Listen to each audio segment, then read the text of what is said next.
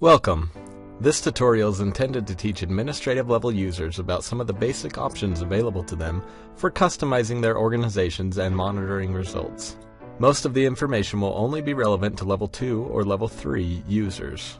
There are a few portions regarding overseeing your organization or sites that are relevant for level 4 users. Log in to the administrative account. You'll no doubt be interested in watching the outcomes and information provided by those you oversee. Here we see the cumulative stats of the group of people I'm overseeing here. Over here you will see the summary statistics, which will provide general information about your clinician's cases as seen below. Here you'll see an overall severity adjusted effect size. An effect size of 1 means the patient improved 1 standard deviation on the outcome questionnaire.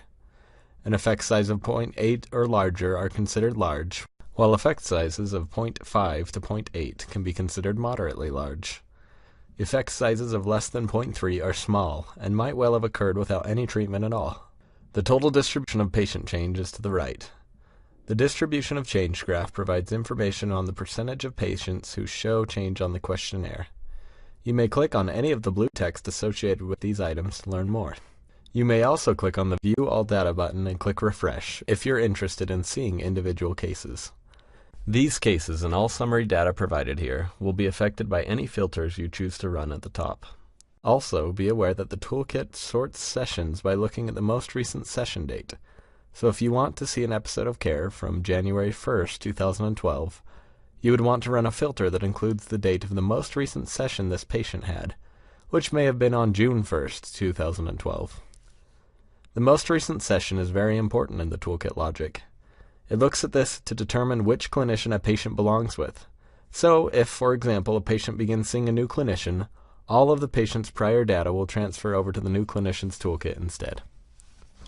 Now let's take a look at how to register and remove clinicians.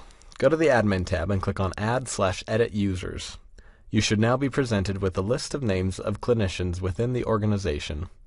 You may click on any of those to open up and edit items like their access level, personal information, and what sites they have access to. A level 5 user is the most standard user type, and are only allowed to look at their own personal data within a single site. A level 6 user is only allowed to look at their own data, but also has access to multiple sites. A level 4 user is a clinician with access to all data within a site or sites. A level 3 user is an organization administrator with access to all cases within an organization and access to administrative options. To add a new user, you simply click on the Add New User text. You will then need to fill out all of the fields pertaining to their registration. To remove a clinician, you simply need to click on the Delete User button. You and your staff may be interested in the progress of certain forms as they are processed. In order to check up on this, go to the Home drop-down menu and choose Fax Report here. You should be able to check up on the progress of forms as well as be able to see the information that got processed. If you notice any problems or errors that need correction, email your account representative or data center at clinical-informatics.com and let us know so that we can fix them. Online forms should show up here nearly instantaneously.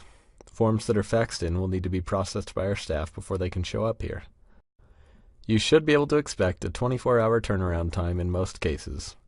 If a form is received with poor fax quality, it has to be manually entered and the process can take a little bit longer. This process should never take more than 48 hours. You may be interested in seeing how your organization is doing compared to benchmarks. From the Admin drop-down menu, select Compare Results.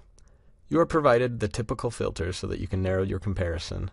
Here I'm on a level 2 user who has access to multiple organizations. As you can see here, we've compared this single organization against all other Acorn data, excluding the orgs owned by this administrator. You may also sort against only the other orgs that are under this user's jurisdiction. As you can see, this organization is doing particularly well. One simple feature that may prove invaluable is the ability to sort by items of concern. In order to do this, you first need to have information to sort. If you are a new organization, you'll need to have clinicians start submitting data before you can look at it. If they have submitted it and you're still not seeing anything after 24 hours or so, feel free to email us and inquire about it. You'll probably need to click View All Data and proceed to click Refresh before anything populates. You may need to do this a few times throughout the entire process here. If your organization has any data that matches the criteria you have listed in the filters at the top, it will display now. Keep an eye on the session date range filter in particular. Be sure to sort such that the most recent session date of the client that you're looking for fits into that range. Now, assuming you do have data, you may find it helpful to sort for items that are at-risk behaviors that you're interested in. You can sort by clicking on one of the green arrows in the column you want to sort. By sorting the self-harm column in descending order, you then have the highest at-risk clients for this behavior filter up to the top. This can be helpful for identifying patients who may need additional attention. If you don't have a self-harm column, you can either turn it on just for your account in the Toolkit User Settings menu within the Settings drop-down, or you may want to turn it on by default for everyone within the organization. To do so, you would go back to the Admin drop-down and click on the Organization Settings option.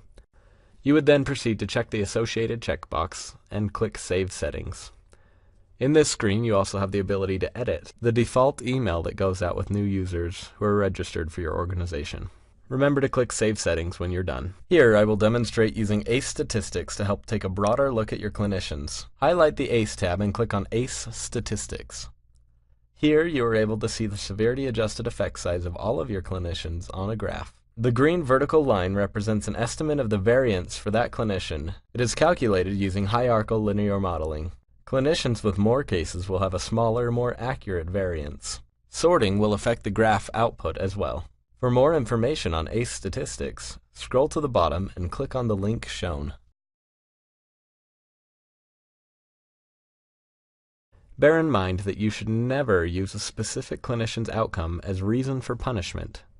Use it as an opportunity to provide more assistance and ask questions, but a clinician's caseload severity-adjusted effect size should never alone be used as an evaluation tool.